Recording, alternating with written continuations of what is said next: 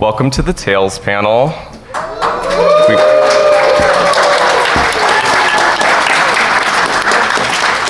I heard that MAGFest doesn't have a Tales panel, so we decided to make a Tales panel. Please enjoy. So this is Jake. Hi, everyone. I'm MSB. And I'm Andrew, yeah. We had usernames before, but we decided to actually go with our real names. And our fourth panelist isn't here, Mika. She just moved to New York, but we're saying hi to her, I guess, through a video stream now. Is she watching it? Do we know? No, I don't think she's watching it. No, she's probably sleeping right now. So I wanted to mention, we're actually recent inductees into Tales. I played Tales of Symphonia as a kid, but over the pandemic, we got very into these games, and we decided that it was now our special interest and that we had to make a panel about it.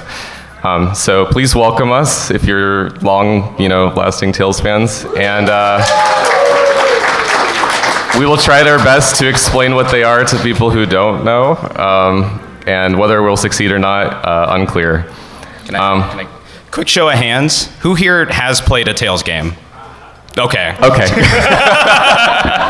We were thinking that maybe this would be like a tour for people who hadn't heard of it, but it's fine. Let's pretend no one's heard of it. If you haven't played one, raise your hand. All right. Woo! We got two of them. What I'm getting from this is that everyone has played Tales. So we're kind of an interesting group. We actually played all of our Tales games that we played over Parsec with 4 people, which is apparently the way they're meant to be played. We don't, it was said in the panel that we had a guide for this, but you should just download Parsec and try it for yourself. Basically, one person streams their screen to other people, and they can connect their controllers, and you can play local games together. Steam has a similar thing called Steam Remote Play. It didn't work for us at all, so use Parsec, it's magic. So why a panel? We have been talking about getting room access at the Gaylord. They don't do that. So we put all this work into it, I guess now just to please Tales fans. I think we got Wi-Fi out of it. Did we get Wi-Fi? I think we got Wi-Fi out of it. We did get staff Wi-Fi out of it, so that was good.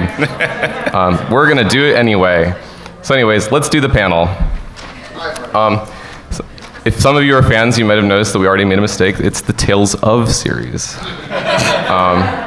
But I'm not going to say that because it sounds like dog shit. So Tales fans are a funny breed. The games are not the most popular in the West, but they do have a community of pretty loyal fans. This image is unrelated. So let's not get ahead of ourselves. Let me just list off the games real quick for anyone who's not in the know, apparently. First are the old games. We got Fantasia, we got Destiny and Destiny 2, and Tales of Eternia. Actually, Tales of Eternia is Destiny 2. That's what was corrected for me recently, wasn't it? Yes, I got. Yes. It's like a Final Fantasy 3 thing. Yeah. With Roman numerals because there was some kind of copyright issue concerned with hotel. Huh? Okay, whole other panel.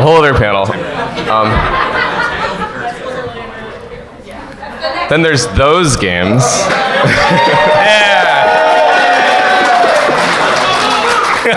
These are probably the most essential Tales that people have extreme nostalgia for. If you're going to pick up a quintessential Tales game, you should probably try one of these. There's a definitive edition for Vesperia that came out, 5 years ago or something like that. It's gorgeous. They also have this really unique art style. This was a specific team. It was the Symphonia art team. And I love these games personally. These are the ones that are upstaged by those ones. This one has a definitive edition that just came out, and you should definitely go play it. It's also extremely gorgeous. And also, Grace's F, it comes up all the time. If you're talking to people, Grace's F is one of the big ones. I take it back. Re-release them. These are the newest ones, and I feel old because new is now 2015. They're shiny. They have new weird takes on the combat system. And then this is the new one. Yes. We got some mixed reactions there. This one seems to be signaling a major design shift with the games. It seems to be more of a modernization. You know, a lot of other games kind of took on this like real-time combat system stuff, like FF7 Remake, and I think it's kind of moving into those orbits. Has anyone played these? Yay! There are literally dozens of players. And then, of course, the mobile games. All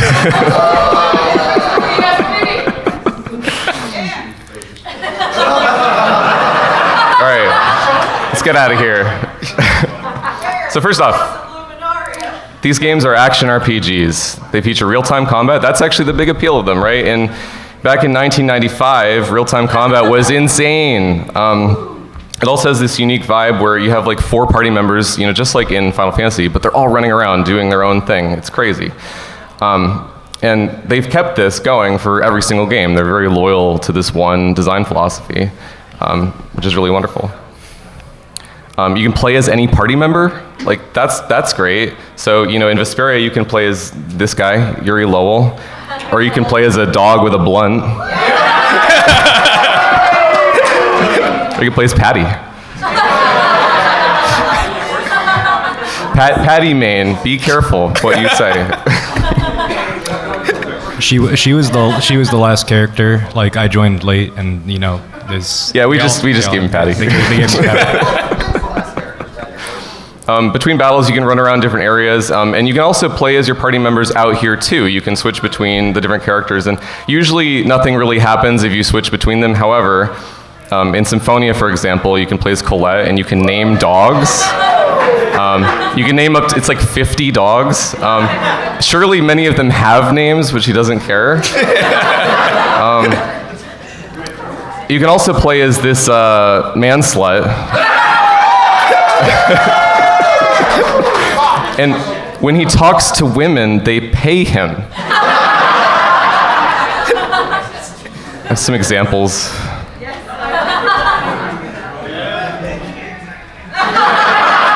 Has this ever happened in real life? He's a K-pop idol. She gave you tuna. I like this one. So skinny, please. All right, but the big thing, 4-player co-op. This is still extremely unique for this series. Like, you know, for us, we're just a group of 4 that plays games, and we'll play things like WoW or like Divinity or whatever. But like, just having this huge selection of Tales games to play is just insane for 4 people. So yeah, only in combat though. So otherwise, you know, you're gonna have someone driving, and you're just gonna be enjoying the anime basically. But that's still pretty cool. So anyway, yeah, we played a bunch of these games basically over the pandemic, and you know, usually we'd pick someone to drive the game, and honestly, it's a really chill experience. You kind of sit back, and then combat starts, and you have to spit out your cereal and, you know, get into it. The games are also, in theory, like easier with 4 players, so we play on hard usually. Yeah, so I was gonna hand it over to Jake to talk about the combat. Can I have the clicker? Yeah, you can have the clicker. I like the clicker. Okay, let's talk about the combat systems in Tales. So Tales actually has special names for their combat systems. They're called linear motion battle systems, or LIMS for short. And every game has a unique name for its limbs, except for Arise, which didn't get one for some reason. I searched really hard. I couldn't find anything. So yeah, but for our 4 people who have not played Tales, you might be wondering what linear motion means. And I think the easiest way to explain that is to look at the first Tales game. So can you pull up the Fantasia clip? Yeah, we have to deal with a Wi-Fi issue, so just give us a sec while we find stuff. This is called... It's called Fantasia Combat. Right there. Is it gonna play? Wait. Oh no. So you can see the characters are moving on this 2D plane, so they're completely locked left and right. And this character casts a spell and the whole battle stops, so you can watch the animation. Well, that's... what? Oh, it's auto-playing. It's auto-playing. We're not necessarily using every clip we weren't planning on using that clip. That was a test clip, but They're just like little Easter eggs. Can we go back to the you have it. So you want to go next? yeah. Here we go. We're trying our best here. Oh, that's the up arrow. Okay, yeah. So the way combat works in 3D games, so from Symphonia moving onward, all the games are in 3D. And the way it works is your character has a target, and they can only move on the straight line between themselves and the target. So like pressing right moves you towards the target, left away. It's kind of like a fighting game a bit.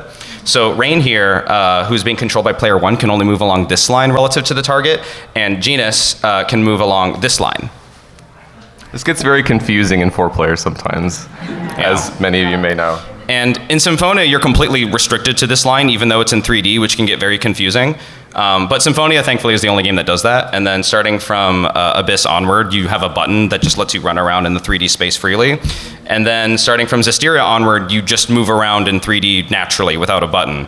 And that's kind of funny because like they're still called limbs. Like there's nothing linear about them. Like they're more like mims. Okay, anyway, so when you're playing Tails, especially if you're playing Melee, there's this thing I like to call the Tails combo, which is basically just a bunch of basic attacks and then an art. It kind of changes between different games, but that's what you spend most of your time doing. If you're playing a spellcaster, you're just kind of sitting in the back and like shooting fireballs, so you're playing a completely different game at that point. But for those of you who don't know what an art is, it's like a special move, kind of like your B moves in Smash Bros. They all have names, and you'll know that because the character will always say it out loud every time. So...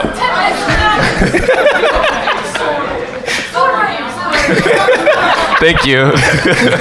So arts are everything from like this somersault attack to fireballs to super special mystic arts, and the enemies can use them too. And whenever a character uses them, it always appears at the top of the screen in the middle, which is kind of funny when there's like 8 characters on screen and they're all spamming moves, and it's just like... Yeah, completely unreadable.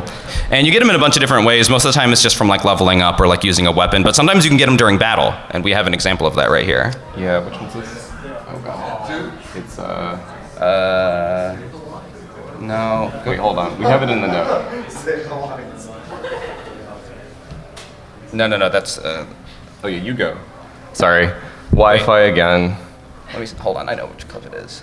Yeah, you find it. That one.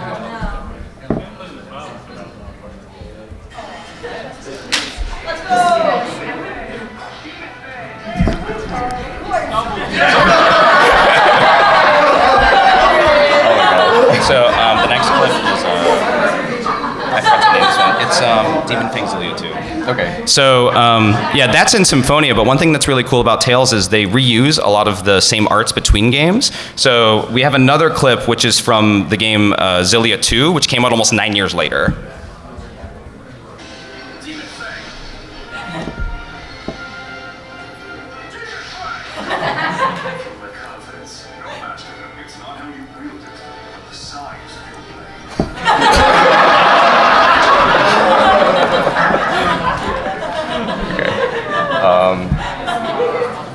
Okay, am I focused? Yeah. Okay, yeah. So anyway, let's talk about optimal play in Tails. So like, you have this melee system. You might be wondering what optimal play looks like.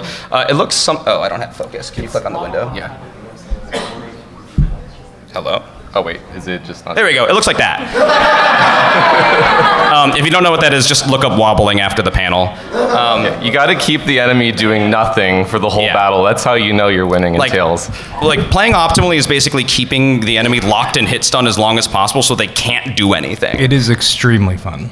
Yeah. And now the thing is, when you have 4 coordinated players, it can get really degenerate. So we have a clip of us from Symphonia fighting this like plant thing. What was this one called? It's called That Thing Sucked. Okay.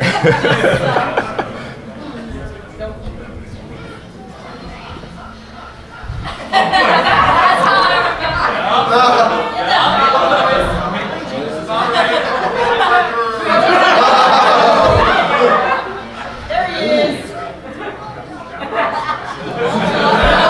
That's right, Genius.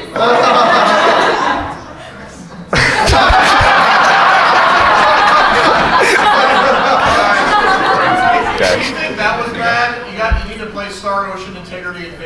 Okay. Okay. Well, 9 people curb stomping. It's back in. Okay. Let me. So, and then in later games, so in Symphonia, everything's grounded, but then in later games, they added the ability to launch the enemies and make them airborne, and then add aerial arts. So we have another clip that's similar. It's called Wobble. Wobble.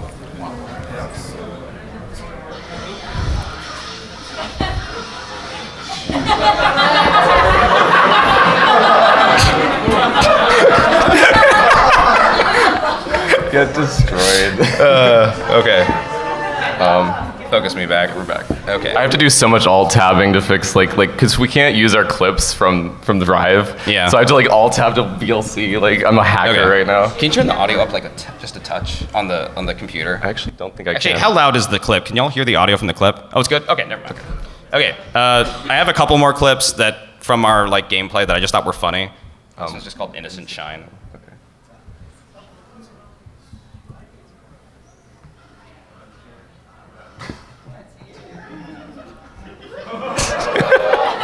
What was the other one? Oh my god, it keeps auto. Okay, what else? And then the next one is what is it called? It was called next. You can't hear it? Oh, okay. You can't hear us right now? No, the audio on the computer. Oh, that's louder. That was louder? Wait, is that louder or is that louder? That makes sense. I was like, louder, louder, louder. Okay, the next one's Prism Stars. Okay, Prism Stars, okay. So this one's funny. In Symphonia, you had this thing called a union attack where you could like each member of the party makes an attack.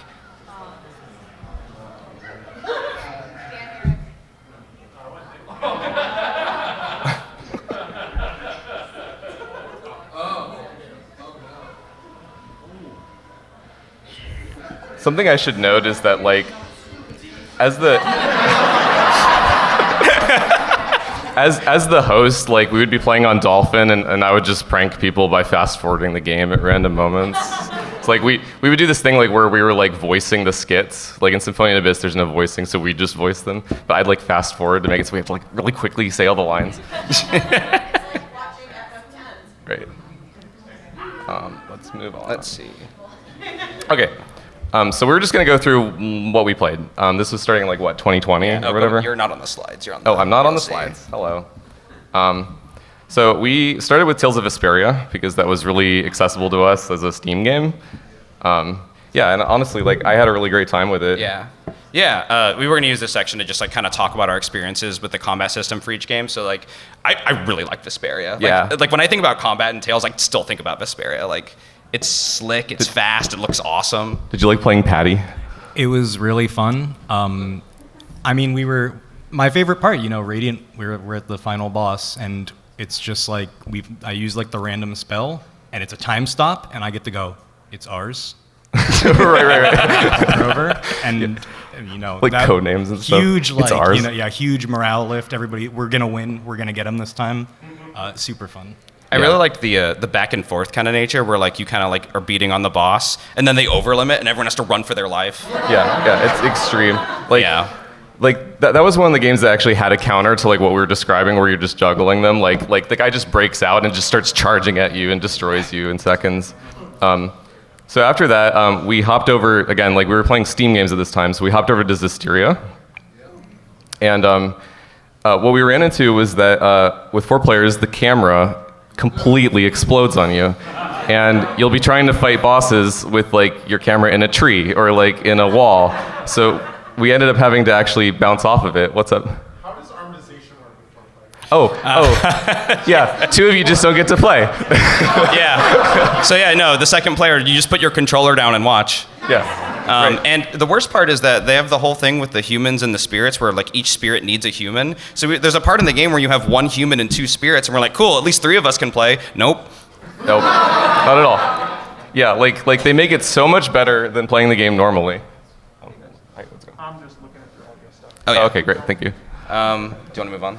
Yeah, but yeah, we ended up having to bounce off of that. Oh, so this we is the Persona clip. we did what we have like some Yeah. clip from it. Yeah, Here we have go. a couple of random clips. Oh wait, sorry. I just stood there and waited for you to hit him. He's a gentleman about it. The cat's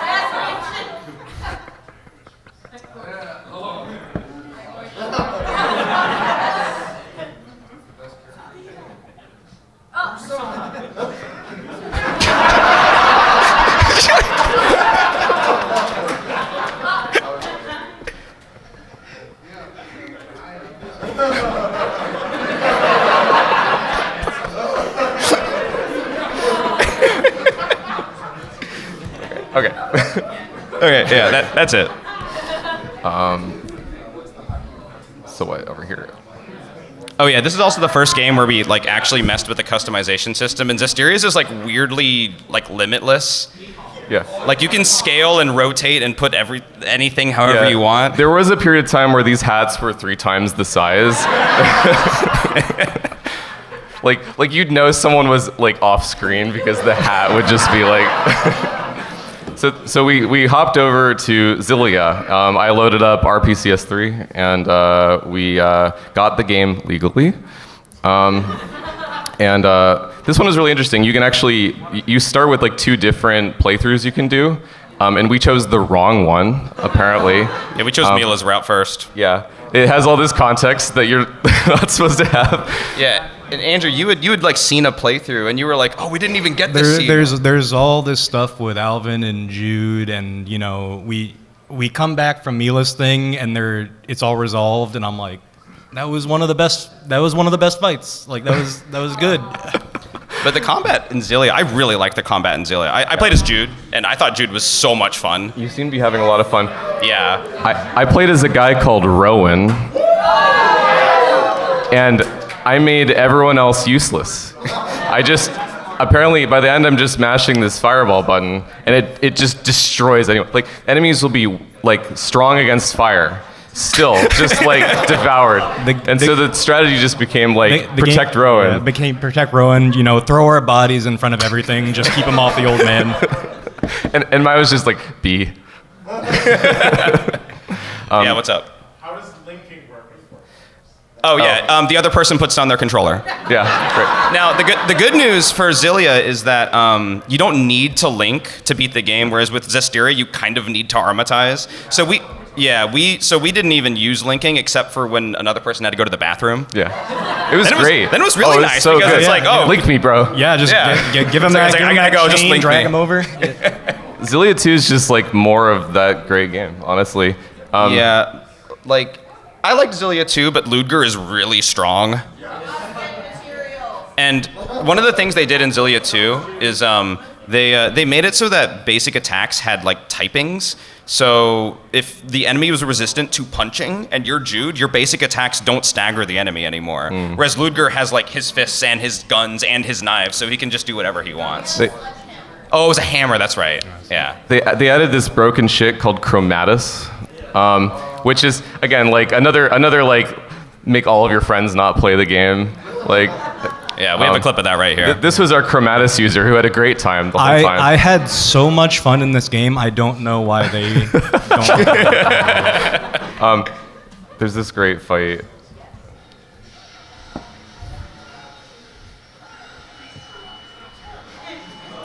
Everyone just disappears.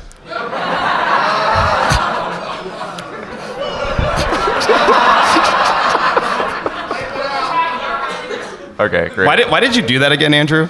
I'm pretty sure that's what our strategy eventually became because that was a hard fight. It was like a one-hit. Oh yeah, like kill you or tried to something, fight him in the Chromatus, and he just like I got my booty kicked. It was not good. All right. So then we hopped over to Tales of Berseria. This game was like a pretty major. I mean, it was like Xillia, but it really departed in this other major Berseria way. is really different. Like Yeah. compared to like Xillia and before, it's super different. You don't really use your arts in the way that you do before. You have this like giant grid of like your combos, and actually for 4 players, it's like you're in those menus just like staring at this grid of all your moves, just trying to figure out what it all means. And everyone has to wait for you too. There's also a pretty interesting equipment system. So I have a bit of an aside here to talk about the equipment system in Berseria because this was maybe one of the most challenging things that we ran into. So before Berseria, we learned from playing other Tales games that like you have a sword and then you find a better sword and then you put on the better sword and then you're stronger. And that's what we learned. The only time we were like significantly challenged was in Vesperia, where like the weapons have these skills on them, and then even if you find a better sword, you still want to master the skill from the other sword because then you get it permanently. So you keep using that sword and eventually you master it and then you move on. Yeah. You got this, right? Okay. So So we get to Berseria and we see that the weapons, they've got this like rarity thing, but otherwise their stats and skills, and we're like, cool, like this is just like Vesperia. We know what to do. Like we're just gonna do that. And like there's also this like really heavy menu system with like dismantling and enhancing and all this other stuff. And we decided to ignore it because we didn't want to spend like 3 hours in menus because we're playing 4-player. Like who wants to watch the driver? Like it's like a party version of playing these games. It's like let's just keep the vibes going. Yeah. I mean, like it's the same as Vesperia, right? Like what could go wrong? So we're playing and we're just getting weaker and weaker as the hours go by, and we're like, damn, like Berseria got hands. Like this game's really hard.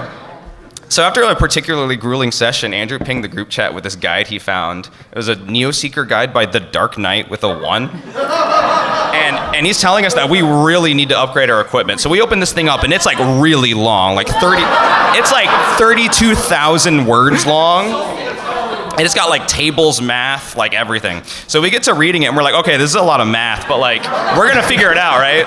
And a few hours later, we're like, oh my God, what is this thing? I went back through our Discord chat back then and like, it's just full of us being like, what is going on here? Like not only was the system like really, really important, but also using it optimally is like kind of tricky. Like even the author of the guide acknowledged that it was way more complex than like other Tales games. So, basically, when we started playing Berseria, it looked like there were these 2 optimal strategies for using the weapons. We're like, and we just picked the first because we thought, hey, that looked easier. We already knew that. But the second is what you're actually supposed to do. And it's not just as simple as like dismantling equipment and upgrading one, because if you do that wrong, you waste resources. Like the guide had all these tables about how to do it correctly. And because you needed this powder that came from dismantling stuff that you had already enhanced, basically you had to create this like weird pyramid where you were putting the swords together to make one better. It was a lot of work, but after like 3 hours of menuing and consulting the guide, like everything was fine. We totally fixed it, and then we were just back to blasting again. Yeah. The cheat code to this is you play the game with a brother that likes to 100% games and let him do all of These are my brothers. I'm the passenger princess. Yeah, I think from you told me that from your perspective it was like we just menued for 3 hours and we came back, we were just blasting. Yeah, like I devoted 3 hours to just kind of sitting there like browsing the internet while you guys talked about like calculus. Okay, anyway, yeah. I ran into the exact same issue, but I didn't realize that the weapon system was in place till literally the final boss. Enjoy. Incredible. I was just like, I cannot defeat him. And I was just like, I didn't realize, oh, there's this whole weapon system I completely missed. I'm just gonna watch the final cutscene here. Tails has this amazing thing where like when you're too weak, you start doing 1 damage. And it's just like, that's weird. experienced that in Vesperia when we did the Devil Arm quest and like Devil Arm. So we're playing with my brother, so we had the difficulty up, and I was like, oh man, that was hard, but we're finally done. And why is he changing? We can take one more and then we got to get back to our schedule. For sure. Yeah, we made tight time. Yeah.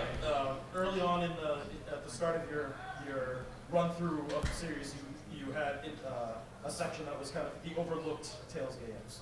Yeah. Most of those are the ones that have similar weapon systems to this. Oh, it makes sense. Because, And like Destiny 2 or something. right, because those teams merged and they brought in a lot of the gameplay systems from them. Oh, I didn't know that. That's cool. So after that, Maybe that would have saved us. we moved on to a game called Tales of the Abyss.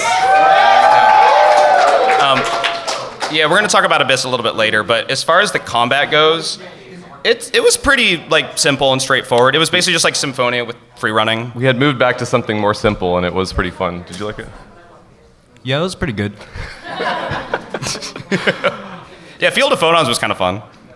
But we did have, what was it? Oh yeah, what was which clip is first? Oh yeah, we have this one.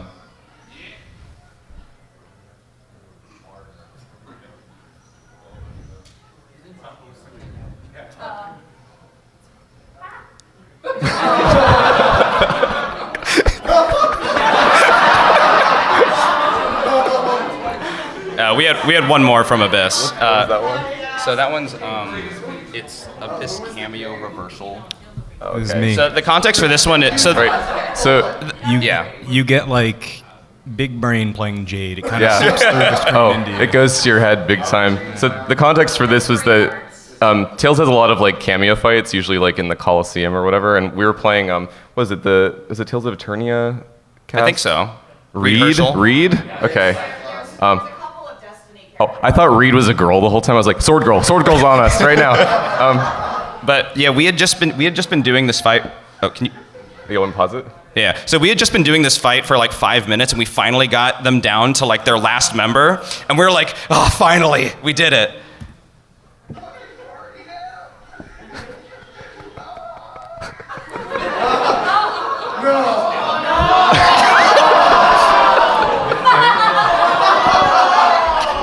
So they're all back up. Oh, I see you had an edit. Sorry. Yeah. That's actually one of the 2 life bottles left. Yeah, just getting chased down.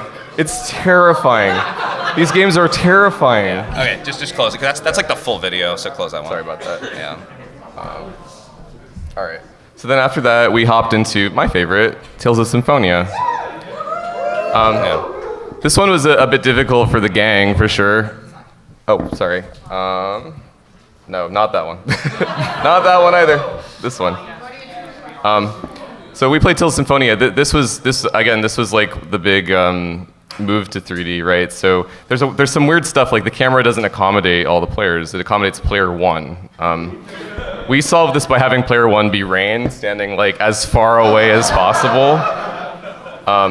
And also like this whole like angling thing, there's no free run, so like the staging for each player is very confusing for everyone else, I think. But I'm an expert at Tales, so I had a great time. Thank you. Do you want to just move on? Let's move on. We can move on. These two played Arise. Yeah, so Andrew and I played Arise on our own. We know that there's a co-op mod. Has anyone here used it? Was it good? It's good? Okay, cool. Yeah, there's no co-op, so I'm uninterested. Yeah, I thought the combat in Arise was really fun. Like the dodge rolling, the boost attacks. I thought it was all it was fluid. It was fun. It felt fresh. It was really neat. I love all the extra aerial combat you could do. It was fun just, going through a rotation of all your stuff, and it feels really good to end it all with the big, is it boost art or attack, which is the execution? The finisher one. Yeah. We're currently in Tales of Symphonia: Dawn of the New World, though we've been meeting less and less. We've been Yeah, like we thought this would be fun 4-player, and then it turns out you just have 2 characters and like some Pokemon most of the time. yeah. Like The only takeaway I have is that courage is the magic that turns dreams into reality. we have one clip here. The only context you need for this next clip is you just finished killing a really big dragon. That's about it. What is that called? It's called Which one? what is it called? It should be in the notes. Oh, if you just go to the next slide, it'll be there. Oh, is this one? Oh, yeah. Oh, it's looks. I see. Yeah. damn it.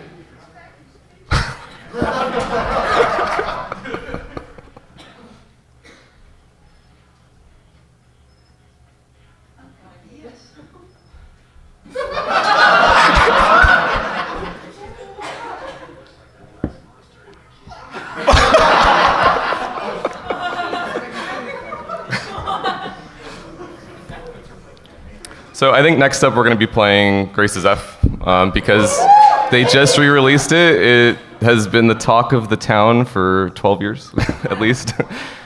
Are we going to get joggled? Juggled? We're going to get juggled. We're getting juggled. Oh, Ooh. no. Oh, that's new. I'm excited. It's not that easy in that game. You gotta master how to do it. I see. And if you like the scariest gameplay, I think you'll really That's really good. I saw they gave it the same treatment as Definitive Edition. free run. Free run, but We're going to spend points on free run. What? Oh. Okay. All right. We got to keep on time. So I was going to talk about the story and the lore. Could we keep it slightly lower? I'm actually okay with people talking, but just like 50% down, because I can't hear myself very well. Oh yeah, let me go back to this. Sorry, I keep alt-tabbing. So yeah, the story and the lore of Tales. So JRPGs have serious plots. That's kind of what they're known for. Tales also has serious plots. But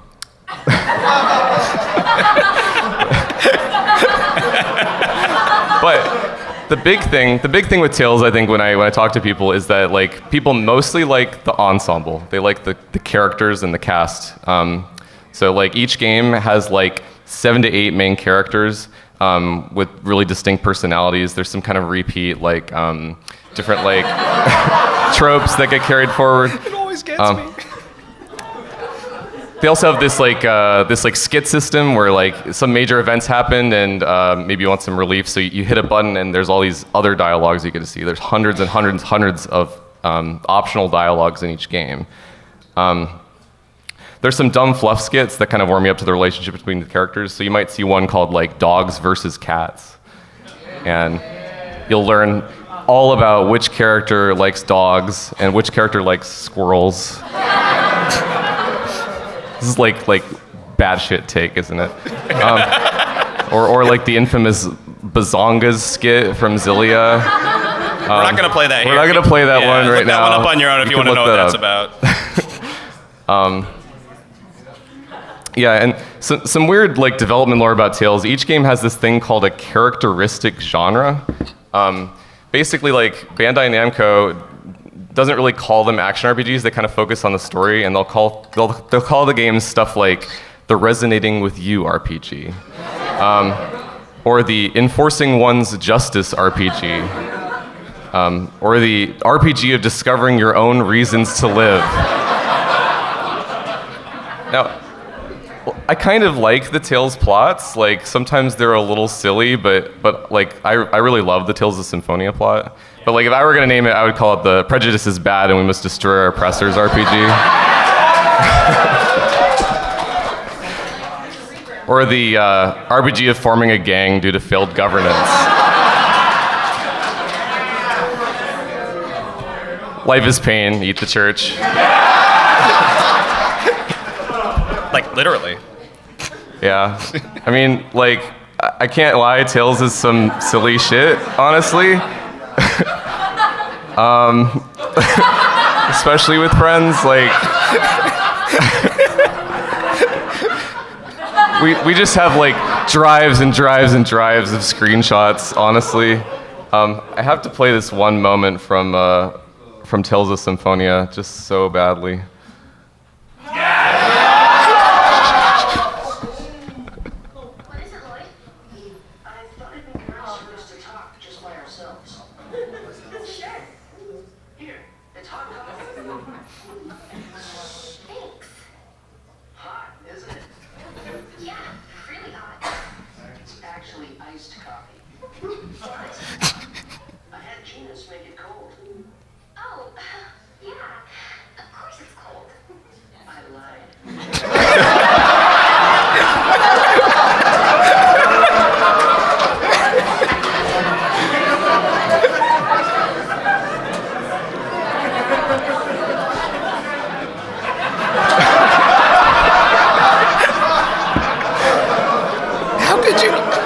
How could you give your chosen the old hot or cold line? So in my opinion, I'm gonna speed up a little bit. If we're gonna talk about Tales' story, there's one game that we have to talk about, which is Tales of the Abyss.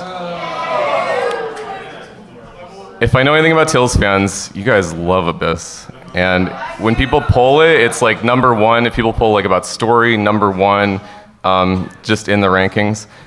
We do, just for the sake of discussion, want to lightly spoil Abyss. I'd say these are like medium spoilers, not the heaviest stuff. But you know, if you need to hide under your chair or anything like that, in Tales of the Abyss, it stars this kind of like selfish dipshit named Luke. He's rich and he thinks that everyone works for him, basically. And the game kind of has a bit to do with his character development. My favorite Abyss character is this guy. Named Guy. Guy has a way of like whenever he shows up, like the craziest line gets dropped. So like.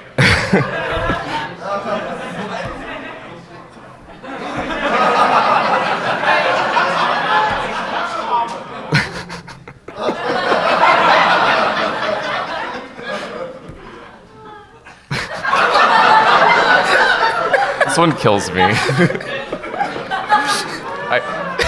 I didn't have time to put it in the panel, but like the stupid name of the panel that you're probably wondering about is like a guy line at the end of just the longest strange scene. Like essentially like you're in the UN and like guy suddenly like puts his sword to the throat of essentially the Pope and is like, you're the reason my family died, right? And then this other dignitary is like, actually, I'm the reason your family died and the whole city died. And this other dignitary is like, you know what? It was actually us. And like some party member is just like, Guy, you're gonna have to kill everyone in here. Guy puts his sword away and goes, I stopped wanting revenge a long time ago. It makes zero sense. But I do love him. You can fit so much lore into this game. So yeah, the lore in Abyss is special. It goes so much farther than any other Tales game, in our opinion. It's about two rival nations, Kimlaska Lamaldir and Malkuth. The entire world adheres to this ancient prophecy called Yulia's Score. It's kind of like a predestination thing where everyone knows their fates and the fates of nations and the whole world. Below Earth's crust is a giant sea of purple miasma, and all the continents of the world are held up by these trees called the Sephiroth. The Sephiroths have computers in them called passage rings, and for plot reasons, the fate of the world depends on accessing these computers, and you know who has to access the computers? The dipshit. And how every Tales game has sort of like a magic juice. I don't know if anyone's noticed this, but mana is the case in some cases. Like Symphonia has mana and X spheres, or like Vesperia has a thing called air and Blastias. In Berseria, there's sort of like malevolence is sort of a thing going on. This game has a thing, in TV Tropes calls this applied phlebotinum, which is like a substance that does what the plot needs, right? Tales of the Abyss has the most extreme and far-reaching plot juice I've ever encountered. It's called fonons. Abyss characters talk about fonons all the time, and they do not explain it to you. They just keep mentioning it, and you're just meant to absorb. And to be honest, after finishing the game, I didn't quite still understand what they were. As we were understanding the game, we were kind of learning about fonons. You start to feel confident, and then someone drops some line, and you're like, everything is demolished. I'm in shambles now. So I gave Jake the job of finding out how fonons work.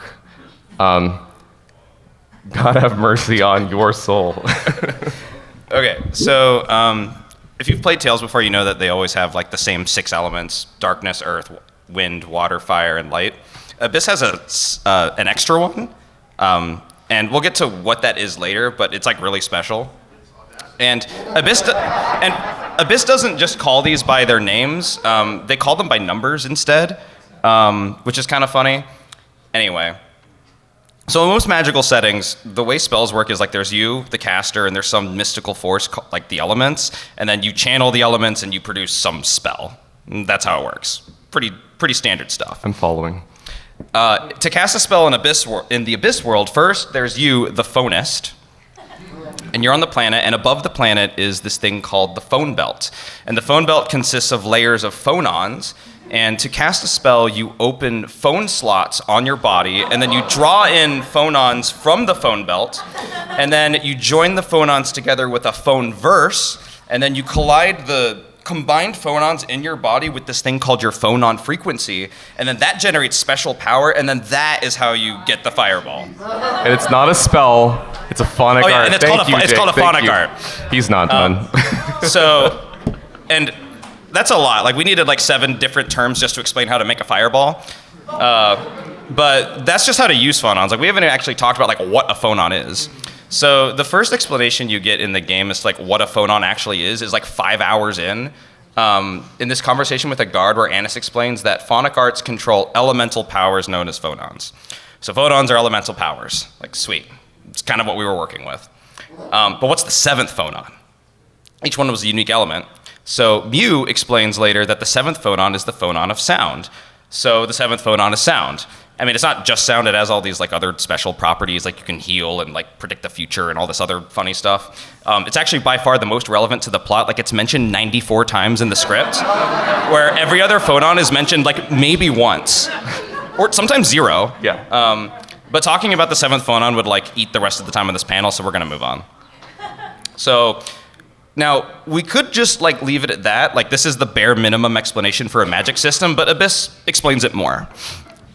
So several hours of gameplay later, Tyr explains that phonons are basic particles of sound. So phonons are particles of sound and elemental powers. So that's a little confusing because we just established that the 7th phonon is sound, but we can work with that. Like It's maybe, double sound. Yeah, it's like the It's the purest. sound of it's sound. the purest kind of sound, right? So a little bit later on, Tyr explains that there was a mutation in the phonon elements, and then that was the birth of the 7th phonon. So phonons they can mutate, which implies they might be alive somehow. Well, wouldn't you know, later Annis explains that when enough of a specific type of a phonon gather, they become sentient. So phonons can become sentient, at least when there's enough of them in one place. So at this point, we take all this together. Phonons are like these magical living particles of sound that embody the elements, which, that's already a lot. But we get more.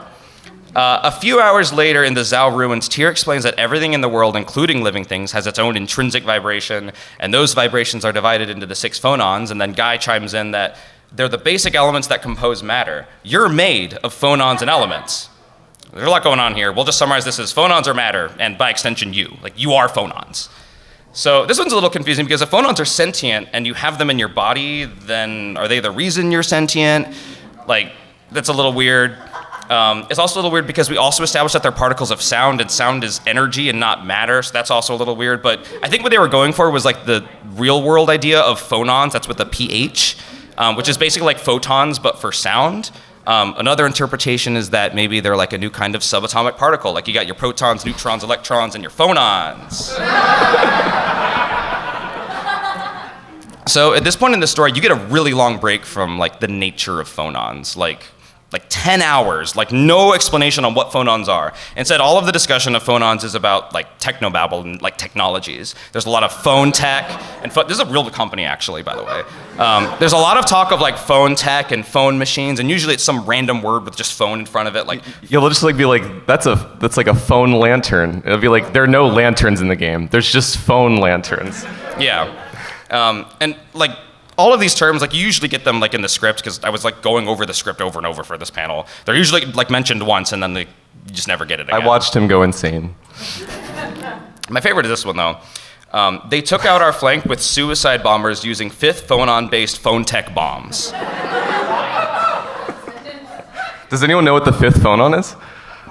Yeah. Yes, exactly. There could be easier ways of saying this. Anyway, the core takeaway from all of this is that phonons are a power source. Like it powers lights, technologies, their ships, like everything. So the next time we get more about the nature of phonons is here when Tyr's blood phonons are going wrong. This is the first like instance of blood phonons. Like this comes out of nowhere. Yeah. It's Very not suddenly, foreshadowed. never mentioned. So the doctor explains that people who use phonic arts absorb phonons into their bodies. That's the phone slots. We already know that.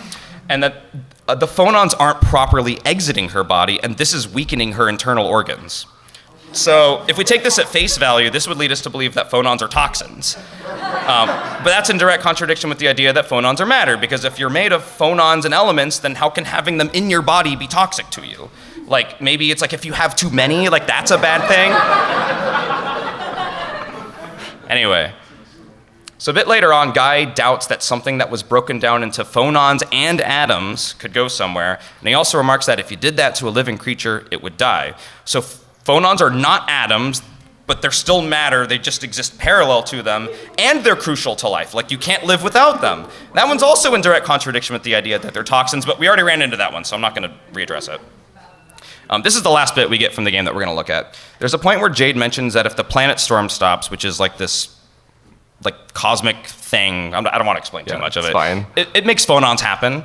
That if the planet storm stopped, that phonons would be scarce. So phonons aren't unlimited.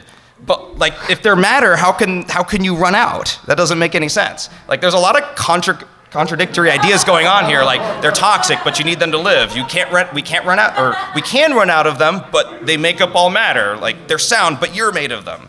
But there is an answer, and this is what I arrived at after like thinking about this a lot. The main thing that you're missing in this game is the idea of something called like free phonons, where like there's a distinction between the phonons that make up your body and the phonons that exist outside of your body and all matter.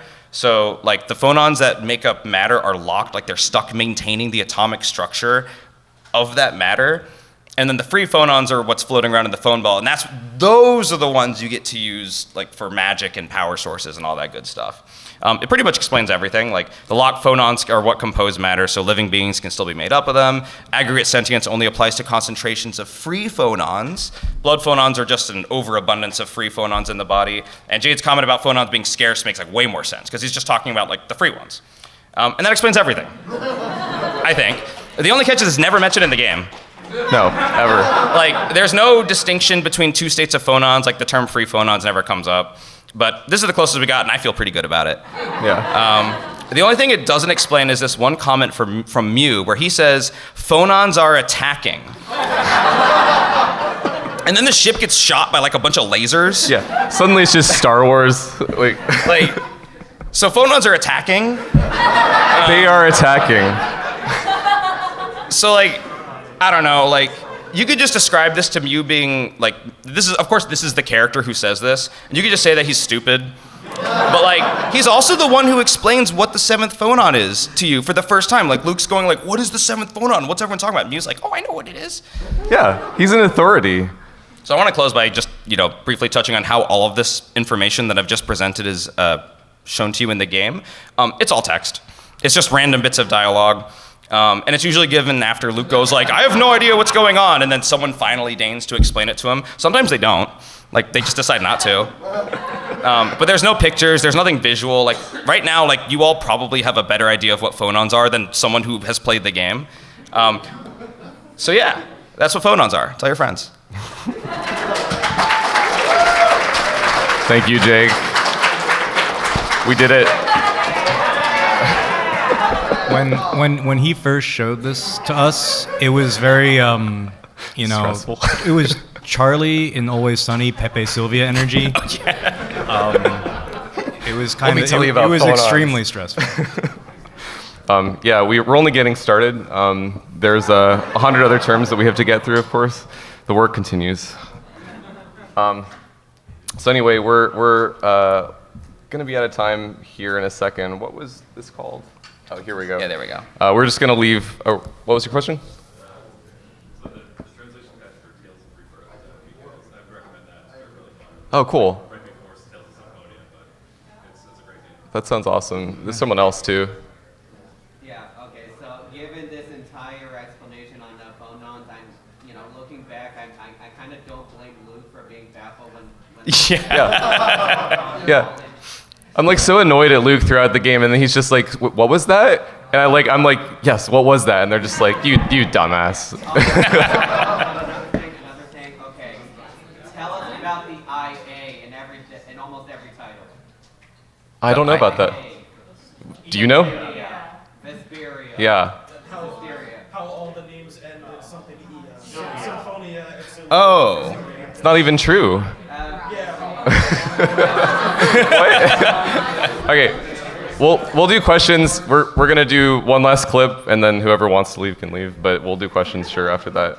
This is just what we want to leave you with from our playthrough of this.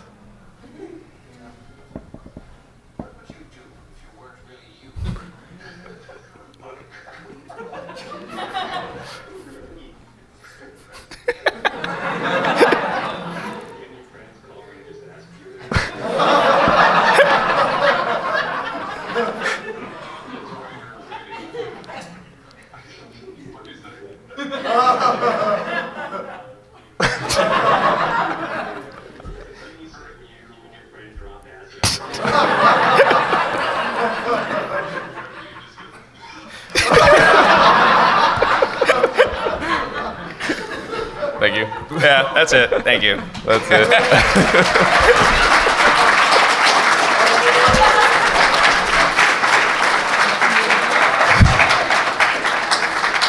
We have a few minutes, so if anyone wants to just chat, we can. So, obviously your friend became a phonic master. Or got his PhD. I gotta ask, Yeah. was it worth it? Well, I mean, a little bit. I mean, it was fun. Like, I mean, because obviously, like, they are just applied phlebotomy. Like, that's what the fonons are. But to actually, like, try to understand it, like, with its own internal logic, like, have you ever seen, like, Brian David Gilbert videos? It kind of felt like I was trying to be him a little bit. So I would say it was worth it. Yeah. Blue. So after playing through all the games that you played through, what is each of your favorites? You want to go, like, left to right? Yeah, Andrew. I mean, it really, we usually just played as like one character, so it really depended on who we got. Yeah, true. I really liked Berseria because I was Velvet, and that was. Yes, you just got to eat everyone, and it's like 3 times as powerful as us. I have a soft spot for Symphonia because it's what I played as a kid, and I just like I love Lloyd, I love Zelos, obviously. But in terms of like fun, really like when we started hitting a stride in Vesperia, like holy cow, like the way that like overlimit works in that game is just like the most fun thing in the world. Yeah, for me it's Vesperia in terms of combat, but I think in terms of just pure enjoying myself while we were playing, it might have been Abyss. Yeah, honestly. Abyss was just so much fun. Abyss is wild. Yeah. Wild shit. Does your group scream? Because y'all are pretty funny. I mean, that would be great. Yeah, we'll no. consider it. Yeah, no, we don't. No, all the clips, that was just like for the panel, I was like, well, let me open up my Shadowplay drive, and I've got like, 5 gigs of random clips in there, so. What's that one clip where it's like screenshot? Oh, that was. Oh no, we didn't have that, did we? No. It was that last monster had a kid. Paused. Yeah, you cut it off. I cut it off because I had to keep pausing before like VLC switched over. But He did like extra editing for it too. Like I know, I just screwed over everything he did. Yeah, like at the end of like the monster clip, like you're just going like screenshot.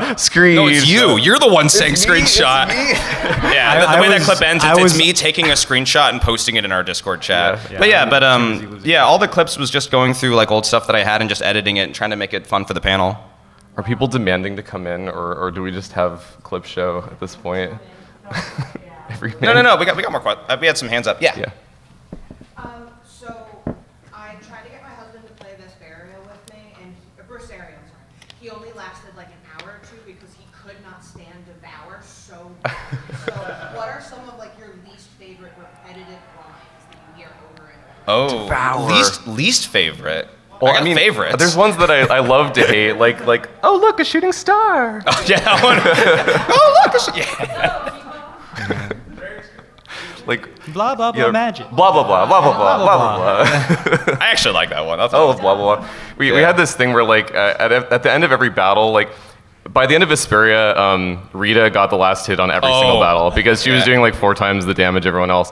And she has this thing where she says, "That's the logical conclusion," but we skip out of it, so it's just that's the lodge. That one was funny. Yeah.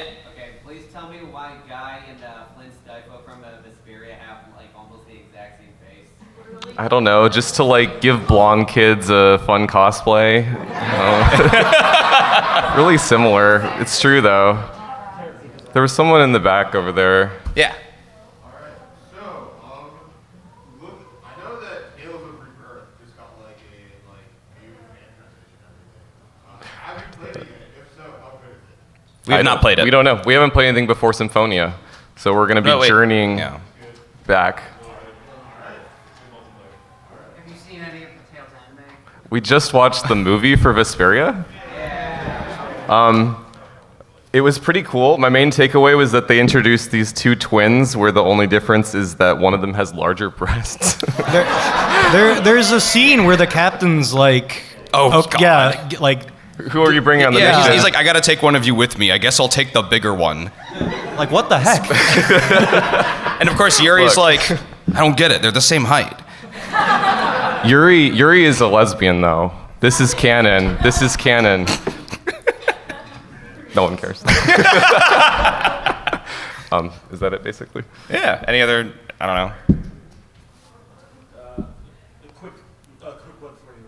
Favorite cooking system? Which game? Arise.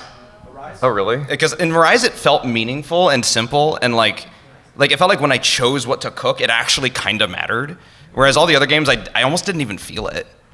Yeah. I'm pretty You sure know? we skipped it in a lot of games too. Well, it's like really good, and we just skipped it. But yeah, like I mean, some of the games, it's like a little shortcut you just hit every so often. Although it's kind of funny to think that like the character is like fucking up the dish or whatever. Sandwich. What's your favorite? Probably Vesperia, because if you get into it, different characters are much better at doing different things. If you've never done it, Rapide can only turn anything into dog. Oh yeah, I know, because we're like, wouldn't it be funny to make the dog make a sandwich, and then like he turns it into dog treats, of course, because that's all he knows. Yeah. Cool.